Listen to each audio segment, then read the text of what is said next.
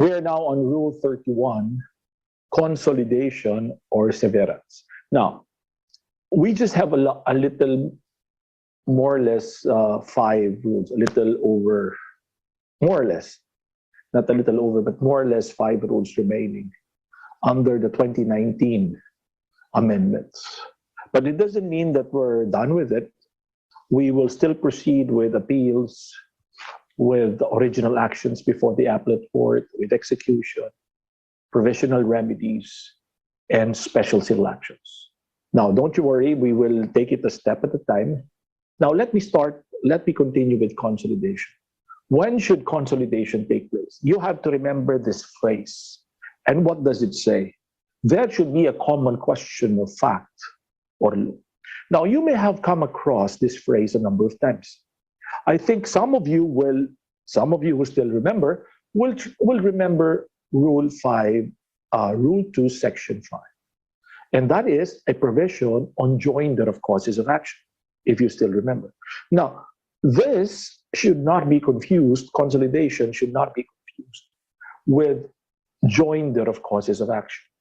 Because when you talk of common fact or law there, in relation to multiple parties, and you would want to join causes of action, that is a decision to be made by the plaintiff before an action is instituted. I will repeat.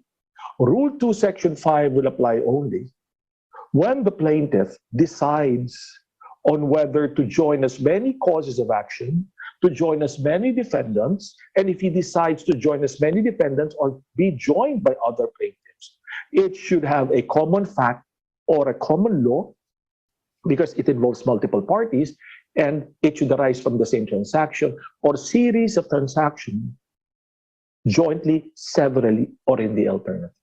Now, let's set that aside. That's different because that is a decision. It's not mandatory that the person initiating the action will have to decide before he files the case. But when you talk of consolidation, there is already a pending case. I would like to be very clear. So when we talk of consolidation, there are already a number of pending cases in different courts that involves a common fact and a common law. And therefore, a party, whether it be a plaintiff or defendant, in order to save on cost, in order to save on time in court, may move for consolidation of cases. Now, kindly take note, again, some of you might think, sir, if there are pending cases in different courts involving the same facts, involving the same law, is the person not engaged in forum shopping? That's an important question. Kindly take note that what the provision says is only common fact or common law. It doesn't say similar parties, it doesn't say similar issues, or it doesn't say substantially similar. Because if you are faced with those requisites, truly the person is engaged in forum shopping. And I will tell you, based on jurisprudence, consolidation is not a remedy against, or is not a remedy for forum shopping. Okay, hindi porket ang dami nang naka-file na case, ni-raise yung problem, forum shopping, i-consolidate ko. No, that is not a remedy. Jurisprudence is very clear about that. Now, let's proceed, no? Now, sir, what then will be the value of a consolidation? Now, aside from the fact, sir, that I will have to memorize common fact or common. This is the significance. Because, you know, as I said, it may tend to avoid unnecessary cost in the proceedings. But more than that administrative benefit that you will obtain. Let me explain this to you. For example, there are people who were defrauded by an individual or a group of individuals or a corporation for that matter. They were made to invest in a company, believing that the company is above board and will truly invest their funds and give them the dividends or the profit that they expect. But somewhere along the way, the company closed shop. Of course, these people who invested maybe big or small amounts of money will definitely want to recover their investment, right? Now, sir, the question is, why will I consolidate? Class, first and foremost, this may involve the same facts. And what do I say the same facts? The same company, the same scheme, the same pattern, but different parties, different complainants, different ways upon which they were what? Upon which representation or misrepresentation were made. Some were made in a restaurant, some were made in a hotel, some were visited in their houses, some were visited in their offices. So there may be different facts or circumstances, but there is a common fact, which is the fraud. The investment was not returned, and more or less the same pattern of fraud. So what you want to do is that, but in the criminal case, that's also an option. But you could file a civil case to be able to recover the amounts. So these people could file separate actions in different courts. But again, there may be so many cases all over. And you foresee that there will be cases wherein judges will give a small recovery, some will give a higher compensation, some will even dismiss the case for a technical. So for purposes of expediency and to avoid unnecessary cost, the parties may decide to what? Even if they have different plaintiffs, may decide to have it consolidated. Now, there is a question that may arise. Some of you will say, sir, hindi ba class suit yun? Hindi. Naalala niyo yung sinabi ko sa'yo. Because their investment may vary, their circumstances may vary, their damages would vary, therefore it cannot be a class suit because it is not of a common or general interest. Okay, so here consolidation, they have different circumstances, they have different interests, but there may be a common fact or a common law that was violated. For example, that which was violated was the Revised Securities Act. Binentahan nyo kami, 300 kami, sabi nyo, naku, maganda tong shares na ito. Okay, hindi pala rehistrado sa Philippines, no? It's from abroad, it's not registered. You cannot sell securities or shares in the market which is not registered with the Securities and Exchange Commission. That will be in violation of the Revised Securities Act. Iba-iba yung circumstances natin sa buhay, iba-iba yung lugar kung saan kami binentahan. Pero isang batas na violate. Sir, pwede consolidate? Pwede. Sir, pwede. Is this mandatory? Of course not. If you want to go on your way, no problem. That is the concept of consolidation. And I tell you, although class, I tell you in practice, no, I'll tell you in practice, the most common example that we'll see would be more or less the same parties, may not be identical, may involve some issues or incidents on a main action. This is the more common ones. Let's say there is a main action in the trial court and there are interlocutory orders which are questioned in the next level court, and another interlocutory order, for example, denial of the motion to dismiss, denial of the motion for bill of particulars. But one root case in the trial court, main case, there may be an option to what? To consolidate it. A party could do it. Now, the key when it comes to consolidation is that it's consolidated in the court that bears the lowest docket number. Now, sasabihin mo sa akin, sir, hindi ko nabasa yun. Saan mo nakuha yan? Well, that is a prevailing practice in administrative practice in courts and in quasi-judicial agencies. So what do you mean by the court, by the case bearing the lowest number? Yun yung unang final. Usually, una yon. Let's say 2022-009. Yun yung unang final. Pag 2022-015 ay pangalawa. And so on and so forth. Do you follow, class? Therefore, it will be consolidated to that court handling the case having the lowest docket number, which is 09. 2022-09. Makikita nyo yan pag nagpa-practice na kayo. Now, and that holds true whether in cases in court or in tribunals or quasi-judicial agencies. Now, it's also, that's simple. If it falls in the same judicial region, no? In the same judicial region. And when I say in the same judicial region, let's say, and more particularly the same judicial station. Kung lahat ng kaso ay na-file sa Manila, okay, mas madaling consolidate. No? Iba-iba lang na judges, madaling consolidate. But it happens, class, that it may happen that it may be in different judicial region. One is in Pasay, one is in Manila. Or, better yet, there was the case of Asia Brewery versus Sulweta.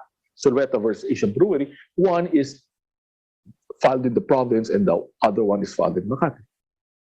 Again, was it allowed consolidation? Yes, because their causes of action arose from or was rooted from what?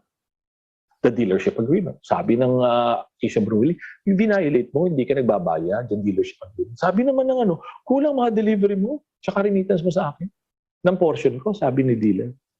Okay? Doon sa profit. So here, the court allowed the consolidation even if they are in different judicial regions. Is there something wrong with it? No, there's nothing wrong with it. And there's nothing in the rule that prohibits. Okay, siguro sapat na yun. Naintindihan nyo na sana yan. The next point would be, sir, pwede rin ba magkaroon ng separate trial? Of course. As much as the court may allow a consolidation in order for purposes of expediency, in order to save on judicial costs, but again, if in the interest of justice, it would be best that the rights of the parties are determined in a separate trial or in a separate hearing, separate cases or separate trial for the matter, then the court will allow a what? Will allow a separate trial. And before I leave this matter completely on consolidation, there is a little bit of a difference between a civil consolidation and a criminal consolidation. In a criminal case, to be more specific. In a civil case, what happens is that if there is a consolidation, all of those cases, including all of those parties, will be in one case. The case will lose its separate personality, will lose its separate individual nature as an action. So it becomes one case, and there will be one judgment that will be rendered in the case. And the rights of the parties are determined in that now a single case. So that is in the nature of a civil consolidation. However, in a criminal consolidation, while in a sense, there will be a joint trial. Listen, in a criminal case, there will be a joint trial, but the truth is they retain their separate cases or the separate docket, what you call this, numbers. And to be more precise, they have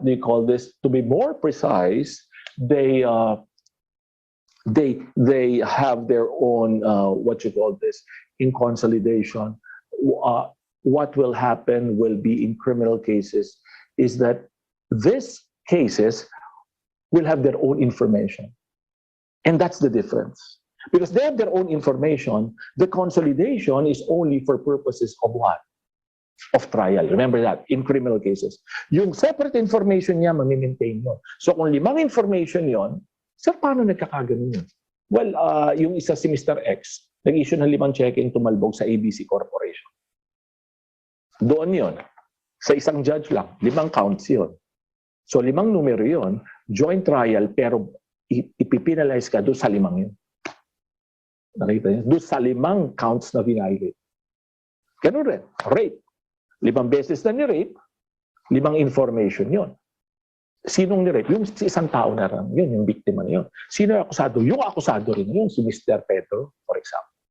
In that case, the court will have to to render a judgment in each and every count. Kaya ang sabi ko sa inyo, that is only consolidation for purposes of what?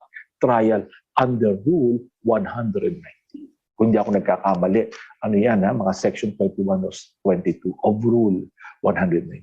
Okay? Now, and going back to civil, class, it becomes one pag nag-consolidate yun.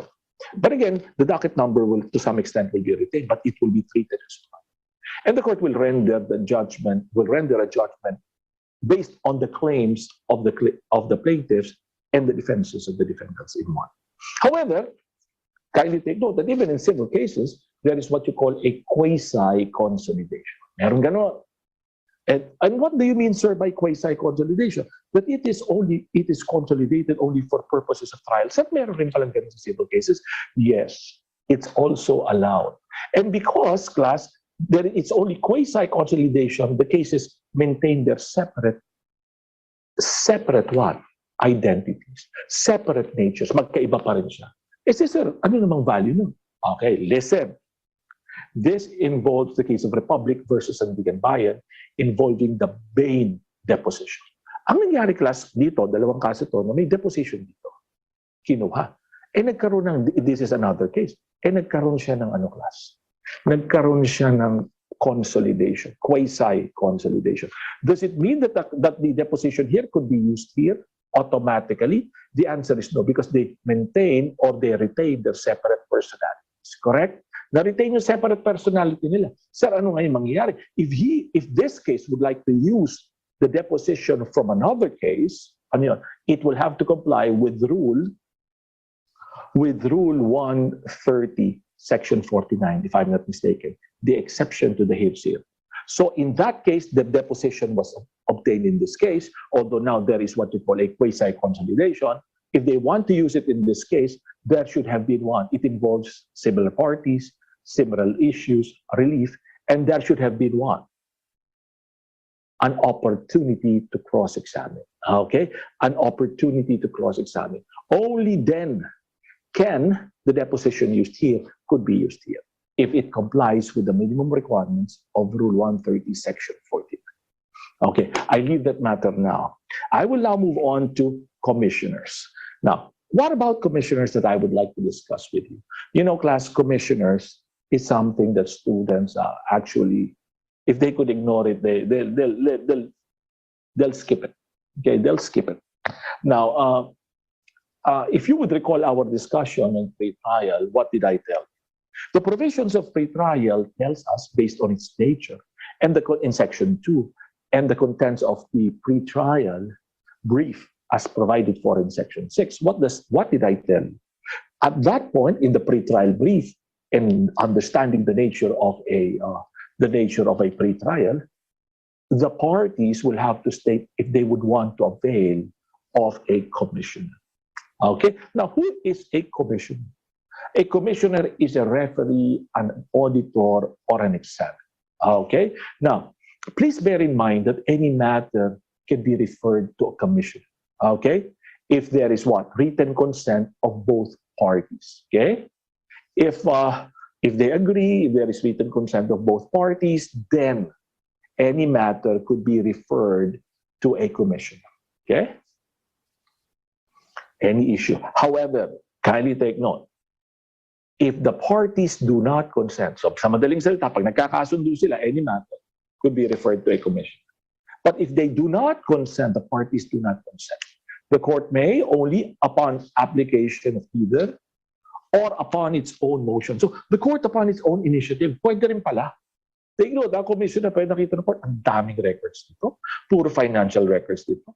I think it would be more expedient that we refer it to a referee, an auditor, an examiner, or who we call a commissioner. Do you follow? So upon motion of the parties, if they do not agree, or upon the court's own motion, direct its reference, the issue or the matter to a commissioner. Now, there are only three things or three grounds or three cases that could be referred to a commissioner if the parties do not agree.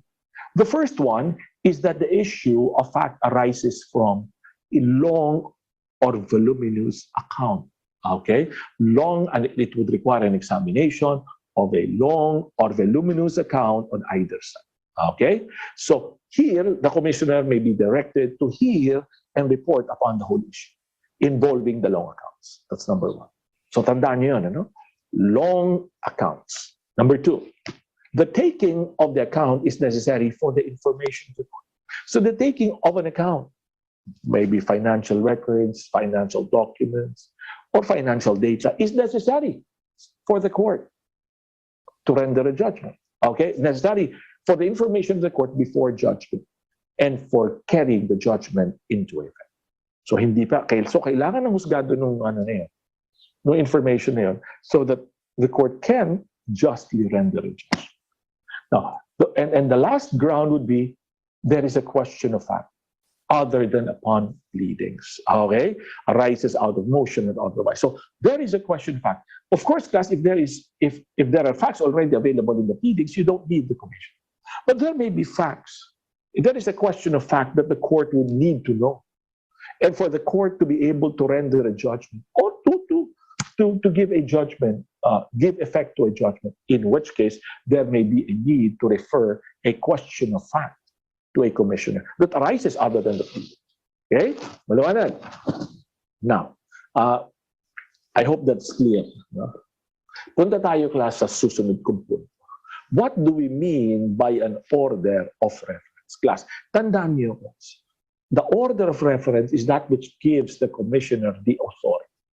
I will repeat, the order of reference is that which gives the commissioner the authority. So the commissioner can only act based on the order of reference. The order of reference will tell him the parameters of what he has to report, the issues that he has to hear, the specifications and the limitations that he will have to observe during the conduct of the conferences before him.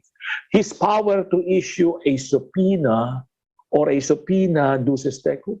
Kindly take note, okay? Kindly take note that he may also rule, and this is the special nature of a commissioner, he can only also rule on the admissibility of evidence. And this is a clear difference between a clerk of court who has been subject of a delegated authority. As we have studied in Rule 30 a while ago, the clerk of court may hear cases on what types of cases? Ex parte proceedings, default cases, or when the parties stipulate and agree. Okay? This could be delegated. But that power to hear, which was delegated by the judge, the clerk of court, in those conditions or in those cases, doesn't give the clerk of court the power to determine admissibility of evidence. However, a commissioner is given that power to rule on the admissibility of evidence. And kindly take note, the duty of a commissioner is a special duty. And for that reason, he has a special responsibility. He should be placed under oath. Now, let us look at this. What would be the process? Before I discuss with you the process, let me remind you that there are two other provisions that we will, of course, discuss in more detail in special civil actions, wherein there is a provision for commissioners. Maliwanag? One is expropriation under Rule 67. Expropriation under Rule 67. And if you would recall, in expropriation, there is that first stage, the determination of whether or not the plaintiff state, national government, or local government, or the national government, or its instrumentality, can take the property for a public purpose upon payment of just compensation. That stage is the determination of that expropriation, on whether or not the plaintiff can expropriate. The second stage would be determination of just compensation, which is a judicial function in expropriation, and it is a mandatory stage. It's not something that the court can do away with. Okay, doon muna tayo, expropriation. The second part, or the second kind, the second special civil action, where you will face the commissioner, is in judicial partition. If you would recall, in judicial partition. In judicial partition here, the co-owners are coming to court because they would want their property co-owned to be partitioned or divided, and their specific parts be identified and be given to them. Yun yung intention mo pag nagpa-partition ka, to end a co-ownership. Now, kindly take note that based on the provision of Rule 69, if I'm not mistaken, Rule 69, if the parties agree, there is no need to refer the matter to a commission. But if the parties do not agree, that triggers the appointment of a commissioner. And to that extent, okay, the commissioner will assist the court on how to partition the property among the co-owners.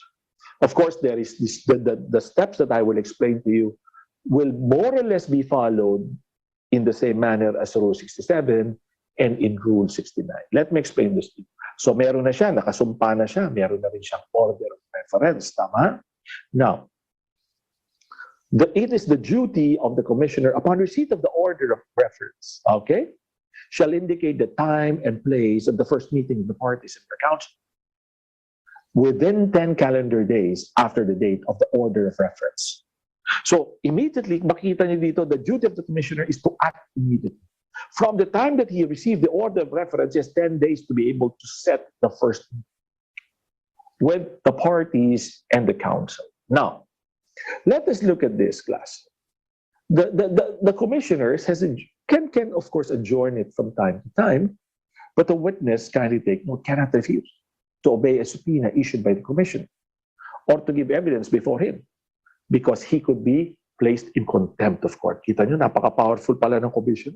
Pag hindi mo siya sinunod, nag-refuse yung witness mag-testify, unless it's more than, of course, 100 kilometers from the place where the hearing is conducted, pwede siyang i-contempt. Now, please listen to my next discussion. So the commissioner will conduct conferences to be able to get the facts, which was identified in the order of reference. Now, what happens next? Okay?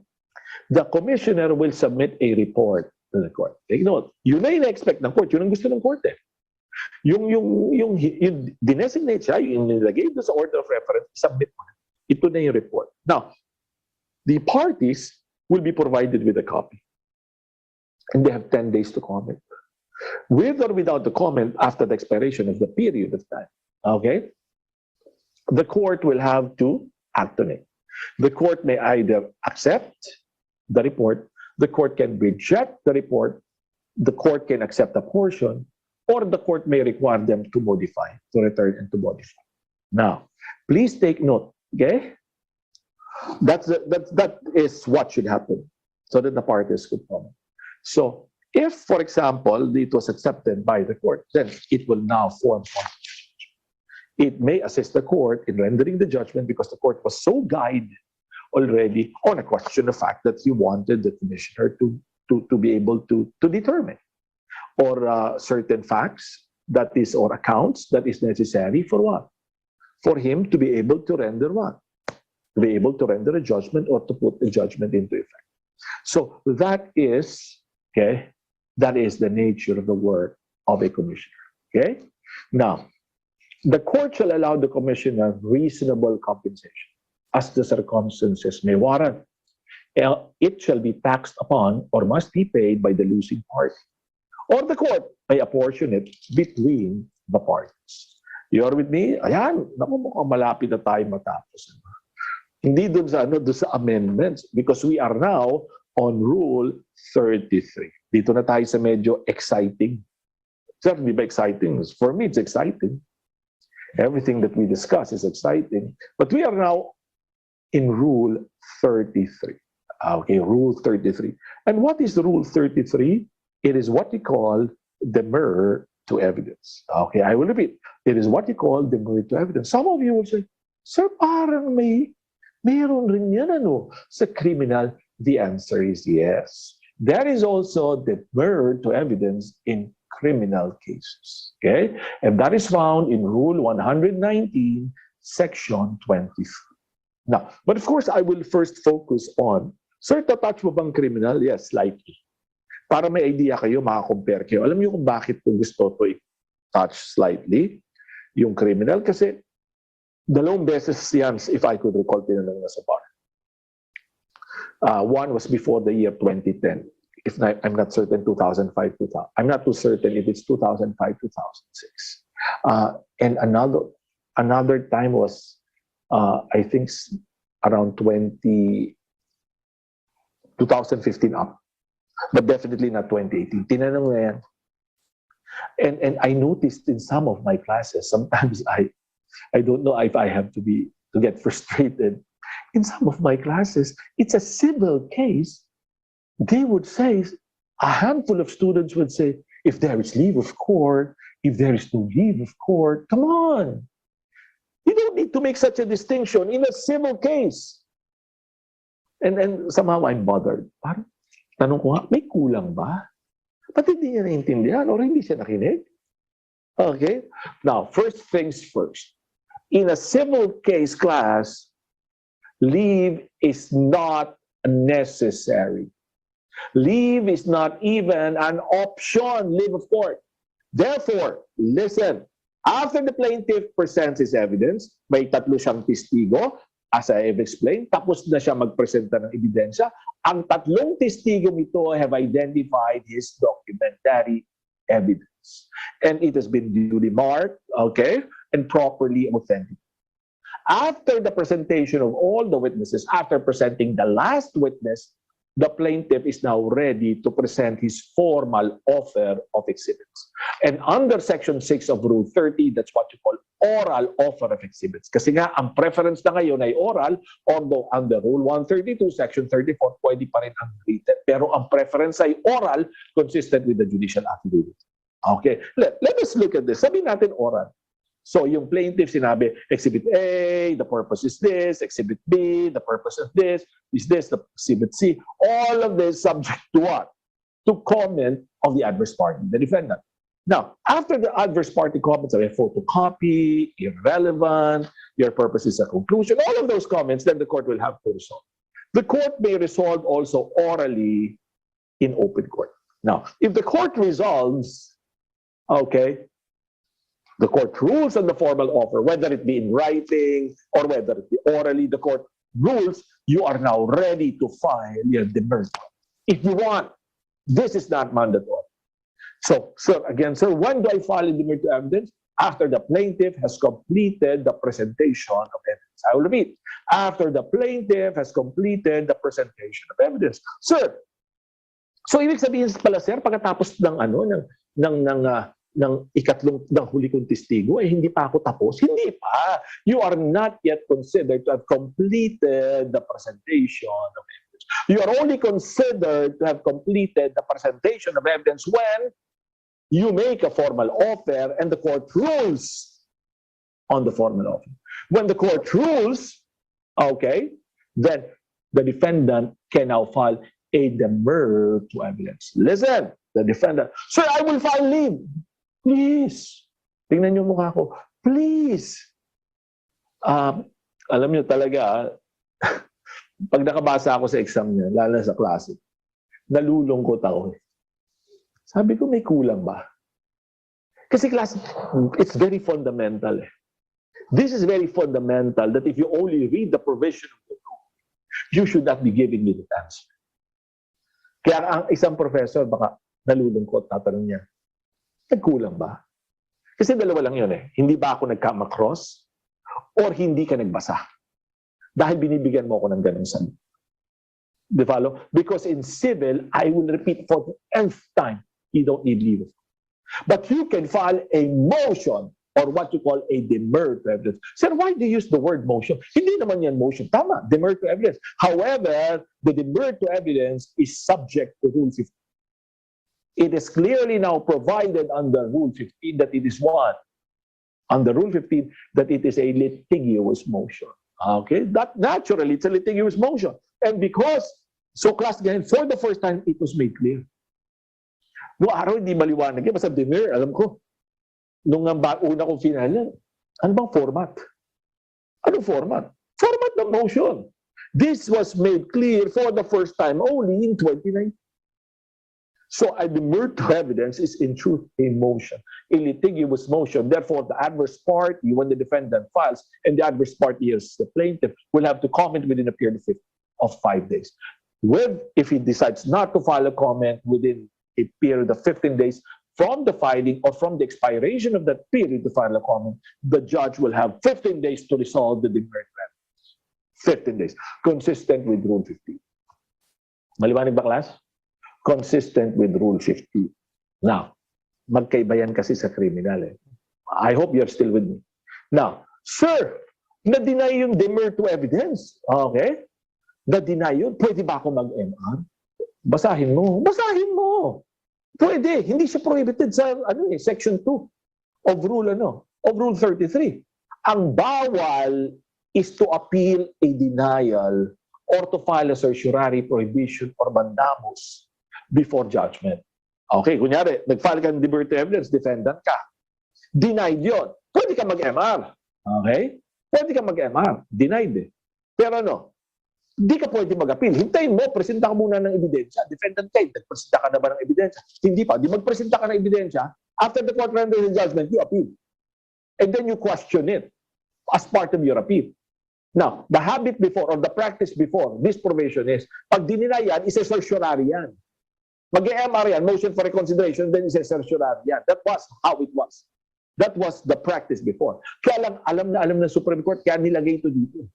You cannot file a certiorari prohibition mandamus before judgment. So naturally, the provision is telling the parties, hoy, magpresenta ka, pag na-denian ka, magpresenta ka na ng ebidensya. Sige, pwede ka mag-MR, pero hindi ka pwede mag-certiorari. Hindi ka pwede mag-appeal. Hintayin mo, magkaroon ng judgment, presenta mo. I hope that I was not too fast. Plus, excited lang ako. Okay, now.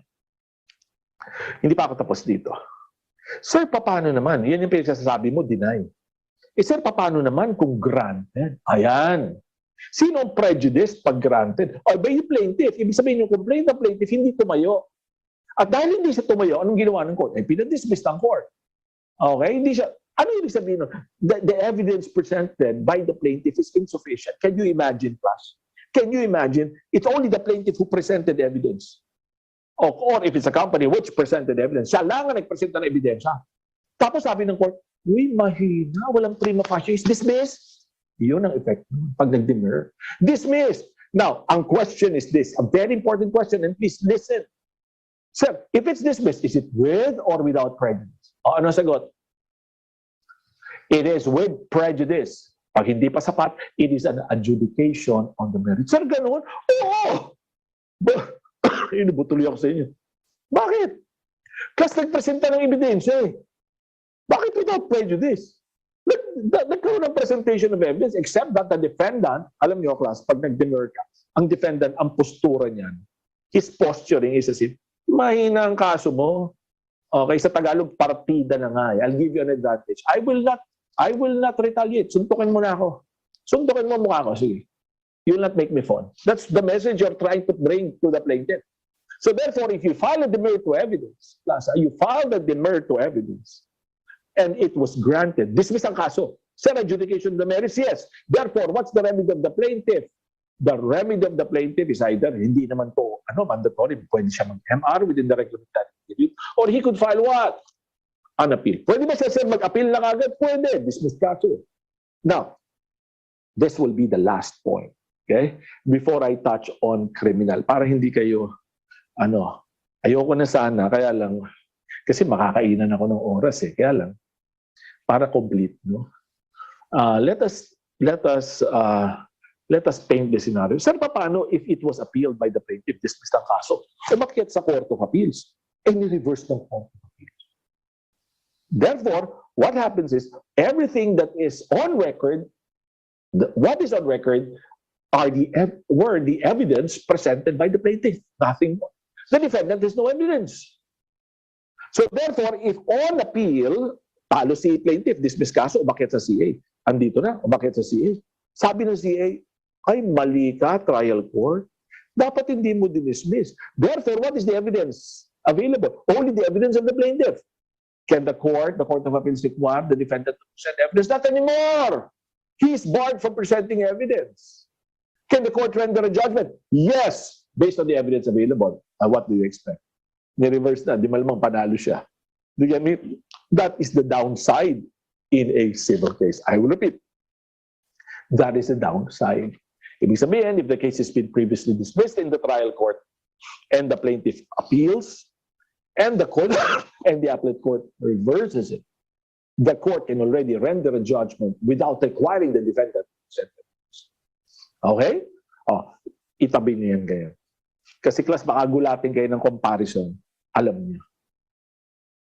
Okay, para lang mabilis. Hindi tayo maubusan ng oras.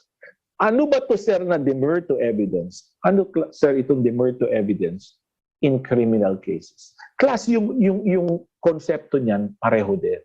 Okay? Konsepto niyan, pareho. Okay, let me show you. So the prosecution this time, of course, we call the plaintiff in a criminal case the prosecution. So the prosecution presents evidence first.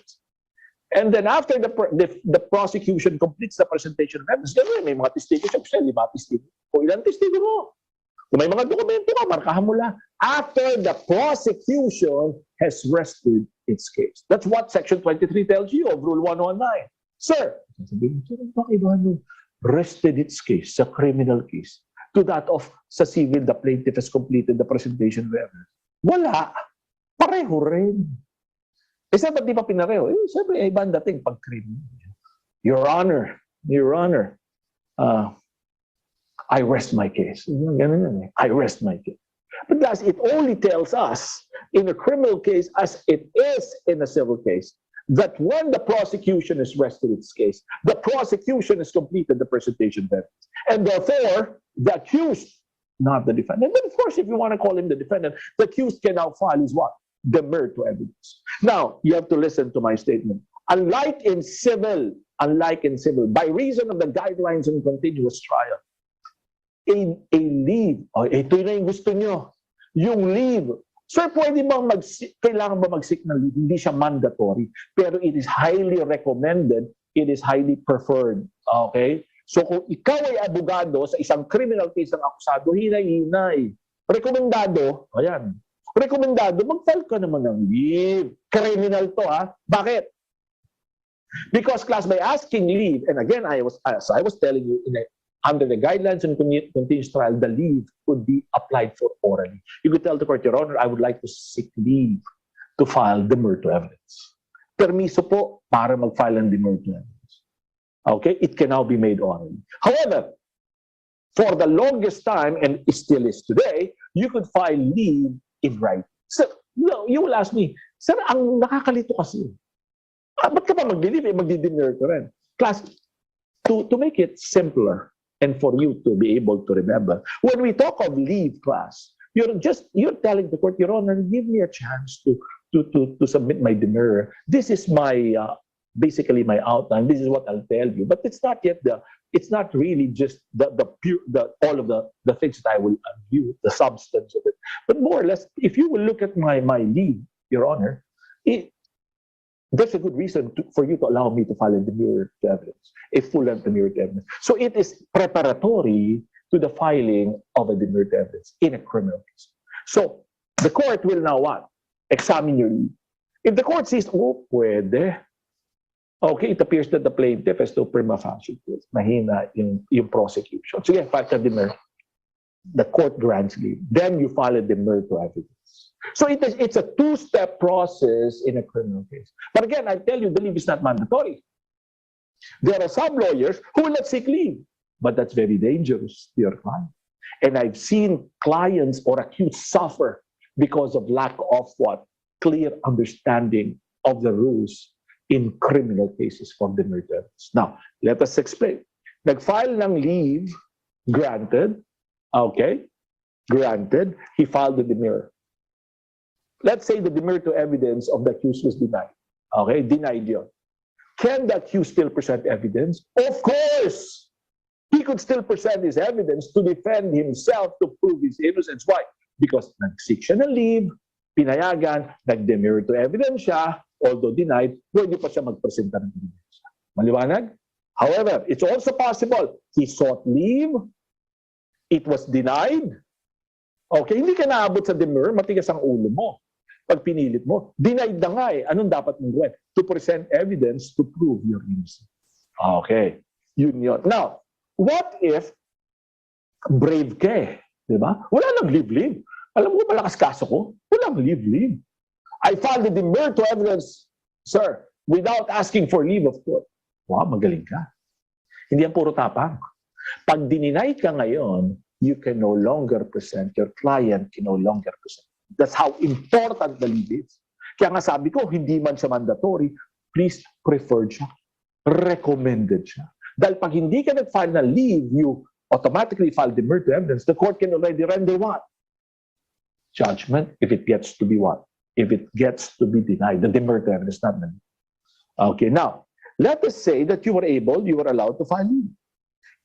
In criminal cases, class, it is the duty of the court to resolve the demurrer to evidence within a period of 30 days. So, saan mo nakuha yan? Criminal nga eh. That is in the guidelines in continuous trial. Even if you look at Rule 119, Section 23, you will not find it. So, you have to read the guidelines in continuous trial. It should be within a period of 30 days, the court will have to resolve. You're still with me? Now, let's proceed. Okay? Isa na lang. Kasi itong sasabihin ko, parang narinig nyo lang kanina. Ano yan? A denial of a demurrer to evidence in a criminal case cannot be subject of an appeal or a petition for certiorari, prohibition, or mandamus until after the judgment. Ganun pareho. Yan pareho. Sir, ba't pareho? Kinapi yung nasa civil dito sa criminal. Sir, ba't mo alam? Ba't mo sabi? Kasama nga ako dun sa 2019 committee. That was taken from there so that it will now be uniform.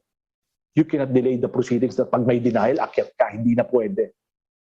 Okay, hindi na pwede. You just have to proceed with the case. That is assuming you sought leave. And wait until the rendition of the judgment and then you appeal. Pero mayroong isa sa inyo, lagi may estudyante dyan na advanced reader, maraming information. No? Sir, bakit yung kay President GMA? Okay.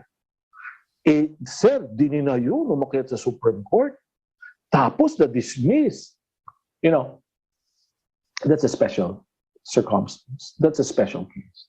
I will not tell you, and I would like to be honest with you, that that's not a doctrinal ruling. The ruling there is based on the special circumstances of the case. But if you are asked in the bar exams about, ano suggestion, ano ang recommendation, yun ang sagot niyo. If it gets to be what? Denied, you present your evidence. That is assuming you sought leave. You present evidence. And once the court renders a judgment, you appeal. Okay? Kung talo ka, baka naman acquitted ka eh. Yeah. Baka naman hindi ka convicted. Now, let's move on to rule. I hope you really remember, class. Ha? Again, ulitin ko last word. So just to echo, walang leave sa civil. Okay? Sa civil demurrage. Now, let us now proceed with Rule 34. Bah, malapit na! Dalawang rule na lang. Okay. Dalawang rule na lang. At iba ito na discuss ko na partly sa Rule 18. Yung in a pretrial order, the court could already declare, magja-judgment on the pleadings ako, magsa-summary judgment, motu proprio. Nalala niyo? Doon sa pretrial order. And that order, class, cannot be subject of certiorari. Hindi pwede. And if the court makes such an order, the court will have to render a judgment within a period of 90 days. Okay, now, as a final word, class, on this, let me just touch on judgment on the pleadings. I highly recommend, class, I really strongly recommend that you,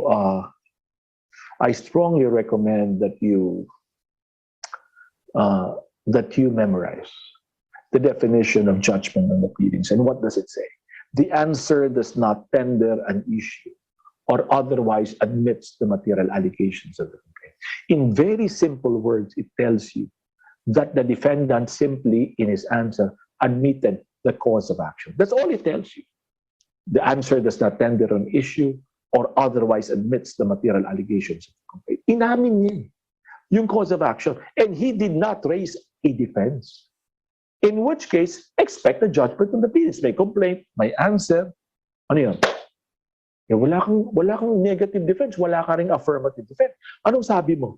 Ang defense mo, sum of money. Okay, may utang ka. May utang ako sa'yo. 2 milyon. Ay, may promissory note. May promissory note. Inamin nila ang defendant. Di ba may loan agreement? May loan agreement. May demand. May demand. Kaya lang, hindi pa mabayaran. Walang pera. You know, I'm just recovering at this time of the pandemic. Is that a defense? That's no defense. So expect the plaintiff to file a what? A judgment on the pleadings. Okay? Ganun ang resulta nun. Pag nag-file ka ng answer na wala kang depensa, negative or affirmative, at inamin mo yung pinaka-ugat, the material allegations of the complaint, or in simple words, the cause of action, tapos, the judgment on the pleadings. Kindly take note that one of the more important amendments to the 2019 civil procedure, to the 2019 rules, is that the court was not now given the power motu proprio to render a judgment on the pleadings. So pag nakita ng court, kahit, di ba sinabi ko nga sa inyo, kahit sa pre-trial, pag nakita ng court, the answer does not tender an issue or otherwise admits the material allegations of the complaint, pwede na siya mag-judgment on the pleadings, motu proprio. Okay?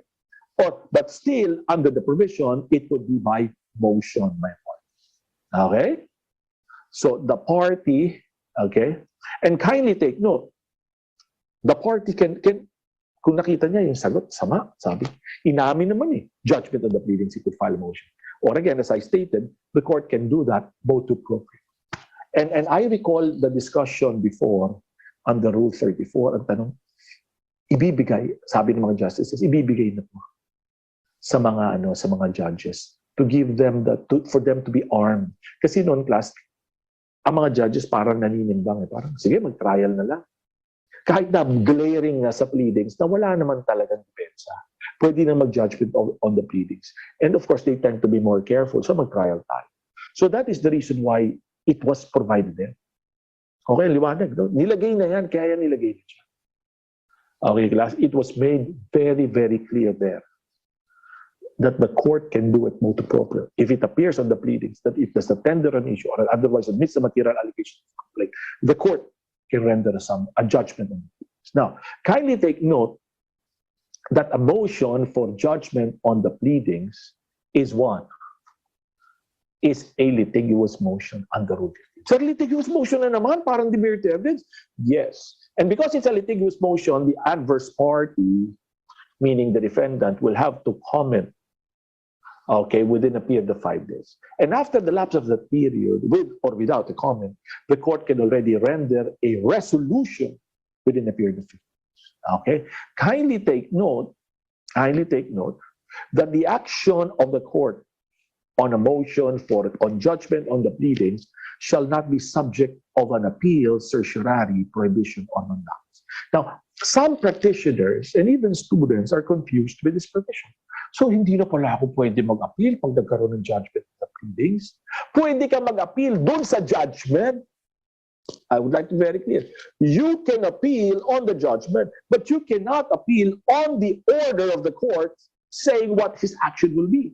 And what is this? The court will come up with an order saying, and this is the same rule even in pre-trial, that if it's incorporated in the pre-trial order, that what? Ay magja-judgment on the pleadings ako. Sinabi ng court, in an order, I will render a judgment on the pleadings. That order shall not be subject of an appeal. A certiorari, prohibition of mandamus. Let us say, after an order is, sir, can I file an MR? Oh yes, prohibited ba? Hindi. Pwede ka mag-file a motion for reconsideration, but if it gets to be denied, you cannot appeal, file a certiorari, prohibition of mandamus. Now, for example, the court issues an order, magja-judgment on the pleadings ako, not upon motion.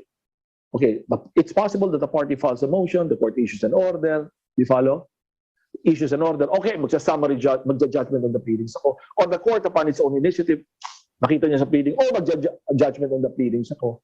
That cannot be subject of an appeal. That's only an order saying what he will do, what he or she will do. That is not subject of an appeal, certiorari, prohibition of mandamus. But as I said, because it's not prohibited, you could even question the order, not the judgment. You could question it with an MR. Now, once there is a judgment, I would like to be very clear. A judgment, the render na ng judgment yung court. Ayun, the usual remedies depending whether MPC, RPC will apply. Whether Rule 40 or Rule 41. Okay, so don't be misled. Let us now proceed to a summary judgment.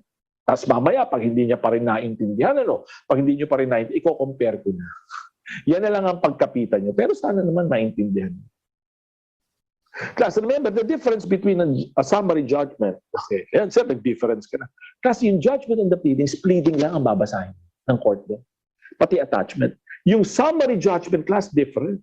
The court can go beyond the pleadings. The court can look at affidavits, the court can look at depositions, the court can look at documents to be able to be guided. Now, that leads me now to a definition on what is a judgment on the pleadings. So what is a judgment on the pleadings? The judgment on the pleadings is defined this way.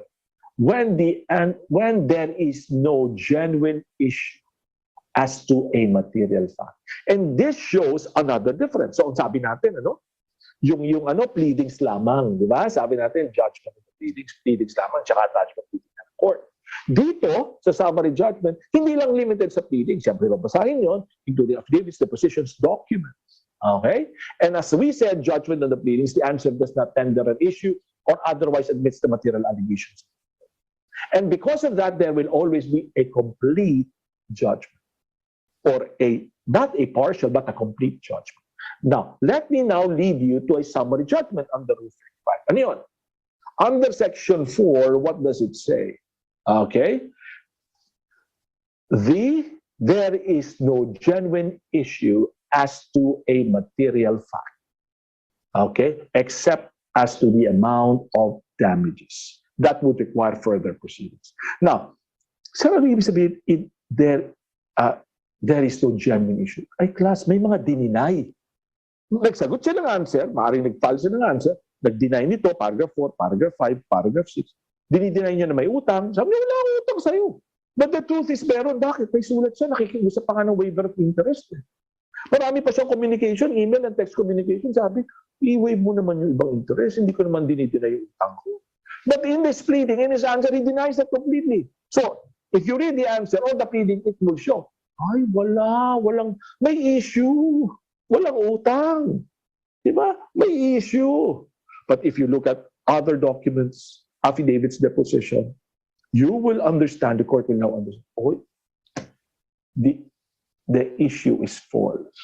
There is no genuine issue. The issue is sham. Okay? Gawa-gawa mo lamang ito.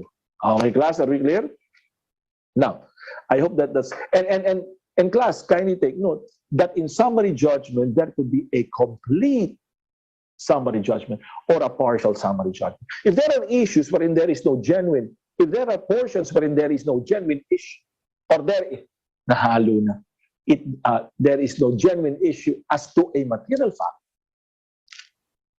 magkakaroon ng partial summary judgment. Tapos may mga naiwan pa to be determined by the court, damages and other facts to be determined by the court. May iwan yun. There will be proceedings. Kaya may partial summary judgment. Pero class, meron rin yung complete summary judgment. Okay, class? Now, please bear in mind, class, please bear in mind that any action of the court, parang ito yung Rule 34, any action of the court, yung sinabi ng court na sabi ng court, okay, mag-summary judgment ako. Magsa-summary judgment ako. Ano yon? Sabi ng court, cannot be subject of an appeal, certiorari, prohibition of conduct. But if later on the court, after issuing an order saying that he will render a summary judgment, the court renders a judgment, the judgment is subject of an appeal. Depending on which court has jurisdiction, it could be Rule 40, Rule 40. Di follow? Aabot tayo dyan sa appeal na yan, pag-uusapan natin. Now, kindly take note that unlike a judgment on the pleadings class, unlike a judgment on the pleadings, yung summary judgment class, as I said, may have affidavits or other supporting documents. Okay? And it is clearly provided for by the rules that the affidavit should be based on the personal knowledge of the affiant, okay, in order to be admissible in evidence. Okay. And at the same time, it must be shown that the person who prepared that affidavit is competent. Not only the fact that he has personal knowledge, he is competent to testify on the matter stated. Okay? Now, if there is a mention, class, of documents, okay, that will prove that indeed there is no genuine issue as to material fact, then the documents attached to the motion for summary judgment should be certified through copies. Certified through copies, if these are government records. Okay, class? Now, let me now touch on, okay, so I hope maliwanag na tayo doon. Okay? Again, class, again, yung both judgment on the pleadings, summary judgment, pwedeng motu proprio by the court or upon motion. Okay? Yung ang bago dyan ay pwede ng motu proprio.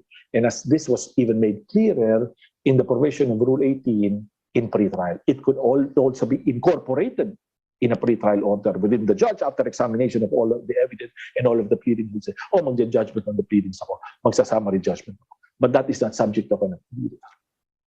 Okay? That's not subject of an appeal, that order. Okay? But once the court renders a judgment after 90 days, then that could be subject of an appeal under Rule 40 or Rule 41.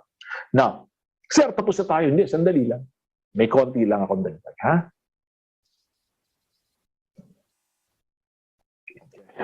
Now, let me call your attention to a case.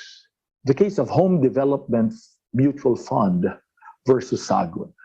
This involves the case of Globashatic and Delphine Lee, which they initiated against HDMF, or Home Development Mutual Fund.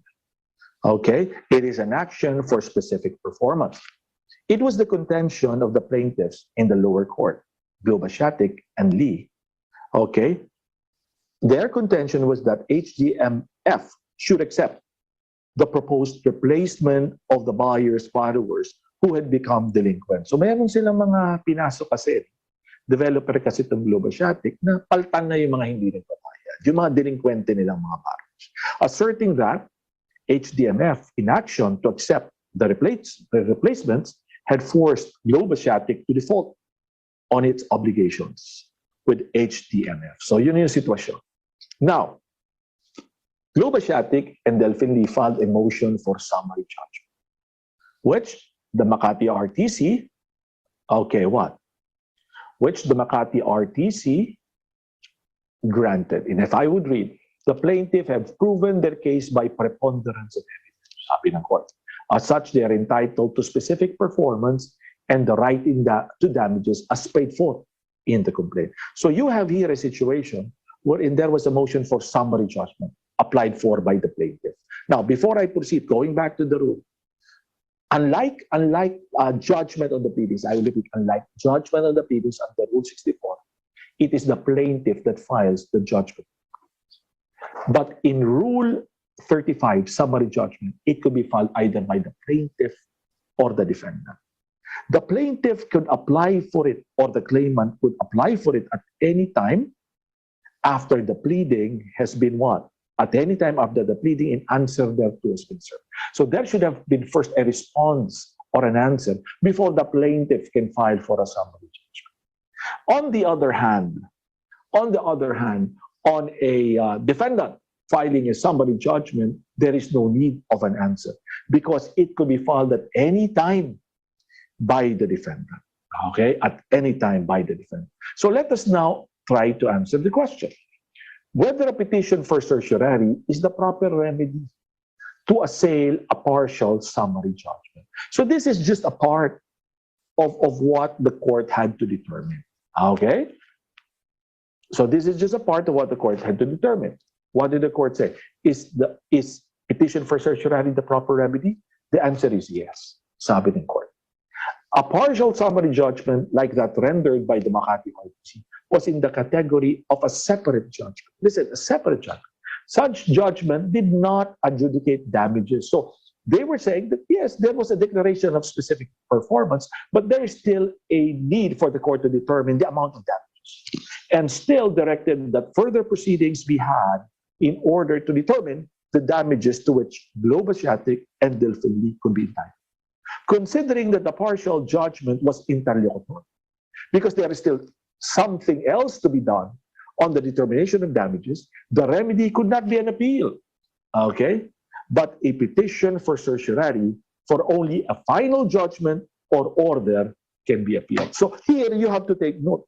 Iba pala ang remedyo pag partial summary judgment at merong full judgment sa summary judgment. Because if the court finally disposes of the case, the complete case in a summary judgment, definitely your remedy is an appeal because it's a final disposition of the case.